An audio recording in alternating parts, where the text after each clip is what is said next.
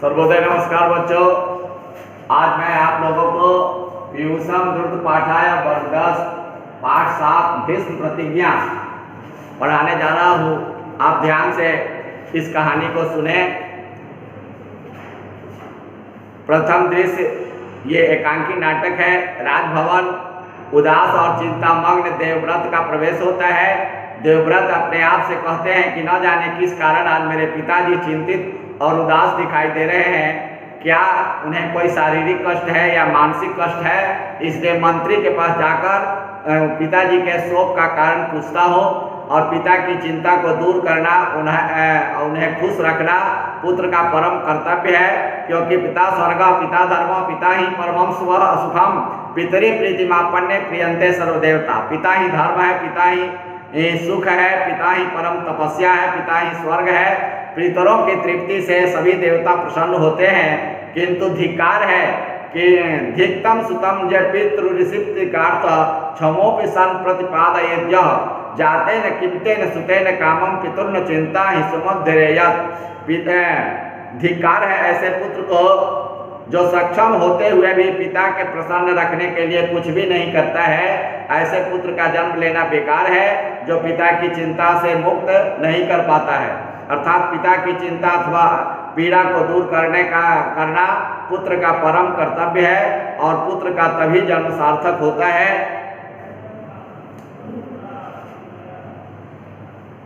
भीष्म मंत्री के पास जाते हैं। मंत्री उनको देखकर कहते हैं, अरे राजकुमार देवव्रत आइए, यहाँ आसन ग्रहण कीजिए। देवव्रत प्रणाम करके बैठते हैं। राजकुमार, किस कारण से आप यहाँ असमय में आए हैं? ऐसा मंत्री ने प्रश्न किया। देवराज ने कहा, मंत्रीवर, आज कुछ नई बात देखकर आश्चर्यचकित मन से इसके निदान के लिए आपके पास आया हूँ।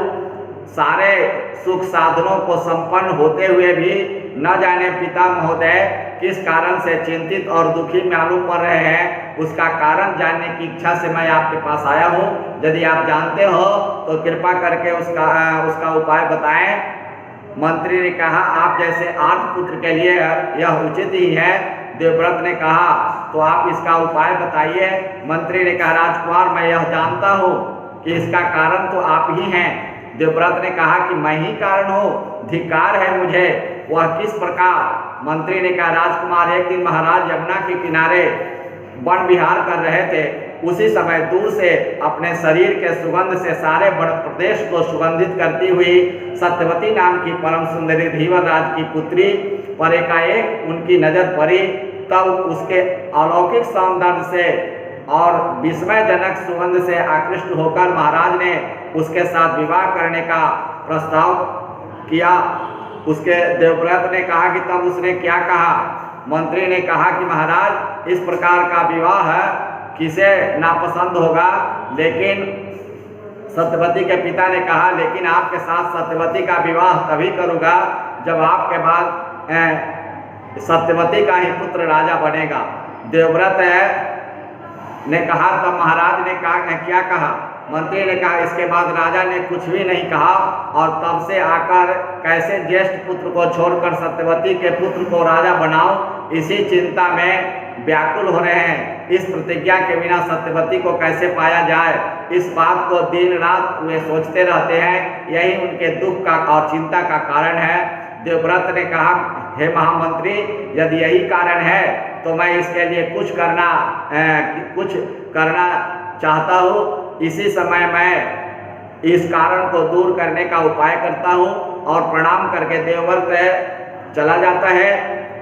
मल्लाह के पास जाकर कहा कि मल्लाह सोचता है, उनके सामने जब भीष्म जाते हैं, देवव्रत जाते हैं, कि कितना तेजस्वी यह कुमार है। लगता है, कुमार, आपका परिचय क्या है?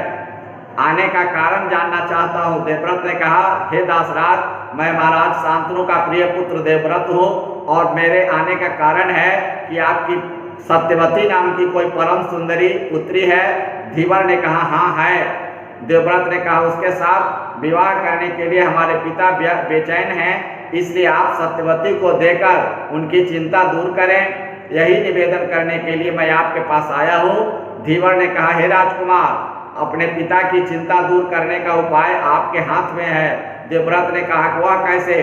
धीवर ने कहा कि यही कि महाराज शांतनु के बाद सत्यवती का पुत्र राजा हो, राज्याधिकारी होगा, तभी मैं सत्यवती का विवाह महाराज के साथ करूंगा। यही मेरा निश्चय है।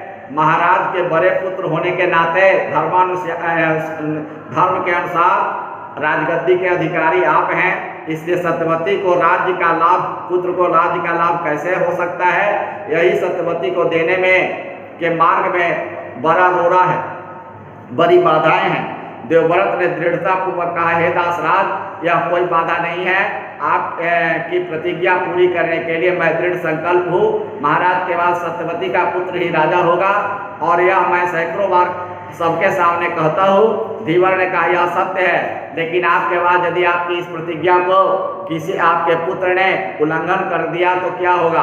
देवव्रत ने कहा कि ऐसा न हो, आपकी यह शंका और भय को मैं दूर करता हूँ। सत्यवती का पुत्र ही राजा होगा, ऐसा पहले ही मैंने प्रतिज्ञा की है। फिर भी यदि आपके मन में यह संदेह है, शंका है, तो मैं भीषण प्रतिज्ञा करता हूँ कि मैं कभी विवाह नहीं करूँगा और आजीवन अखंड ब्रह्मचर्य व्रत का पालन करूँगा। देवव्रत कहते हैं कि हे दासराज, आज से मैं ब्रह्मचर्य व्रत का पालन करूंगा। बिना पुत्र के भी मुझे अक्षय स्वर्ग लोक की प्राप्ति होगी। और भी इससे भी अधिक बात है, पुनः कहता हूं कि मैं तीनों लोकों के राज्य का त्याग कर सकता हूं, देवलोक को छोड़ सकता हूं, लेकिन मैं अपनी प्रतिज्ञा को नहीं छोड़ सकता। पृथ्वी गंध छोड़ सकती है, जल अपने रस का त्याग कर सकता है, प्रकाश अपने प्रवाह का त्याग कर सकता है, धूमकेतु गर्मी त्याग सकता है, आकाश शब्द गुण छोड़ सकता है, चंद्रमा अपनी शीतलता छोड़ सकता है, इंद्र अपना पराक्रम भूल सकता है, धर्मराज अपना धर्म छोड़ सकते हैं, लेकिन मैं आपको दिए गए वचन से कभी भी विचलित नहीं होऊंगा। मैं अपने वचन पर हमेशा अडिग रहूंगा।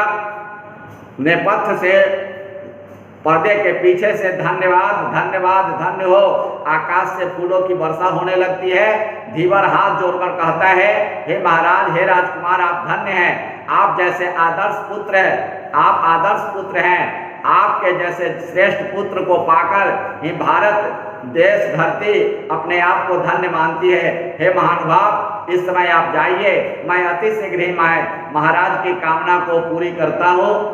धन्यवाद बच्चों। यही भीष्म प्रतिज्ञा की कथा है। अब आप इसके प्रश्नोत्तर को देखें, अपने अभ्यास पुस्तिका में उतारेंगे और इसके बाद याद करेंगे। प्रश्न है कि देवव्रत कहाँ आसीत्? देवव्रत कौन था?